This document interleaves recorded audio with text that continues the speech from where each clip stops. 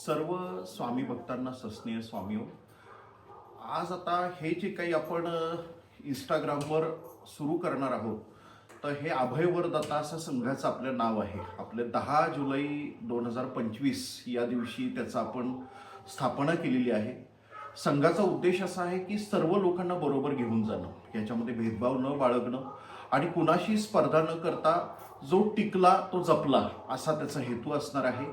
याचा पुढे जाऊन आपण काय करणार आहे की घरोघरी स्वामींच्या नामाचा प्रचार तसंच महाराजांची जी काही कार्य आहेत तर ती वाढवण्याचा आपल्याला उद्देश आहे. या ठिकाणी जेव्हा आपण या ठिकाणी एकत्र येतो त्यावेळेला आत्ता हे कलियुग आहे. कलियुगामध्ये नामस्मरणाचं महत्त्व पटवून देणं, बरं नामस्मरणाची पद्धती सांगणं, त्यानंतर नामस्मरणाविषयीचं महात्म्य लोकांना पटवून देणं आणि प्रत्यक्ष त्या ठिकाणी जाऊन आपण त्याचा आढावा घेणं, तर हा आपल्या संघाचा उद्देश असणार आहे.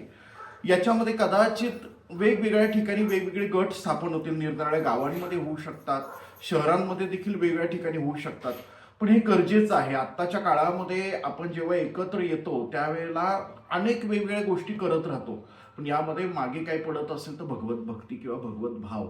अलीकडे काय झालेलं की फक्त दाखवण्याचा उद्योग जास्त आहे की मी करतोय अगदी 10% आणि दाखवतोय 90%. तर तसा हा उद्देश नसणार आहे. आपल्याला 100% करायचंय. 100% नाही दिसलं तरी चालेल, पण 100% आपल्याला स्वामींपर्यंत पोहोचायचं आहे. तर हा उद्देश आपल्या अभयवरदाता या संघाचा असेल.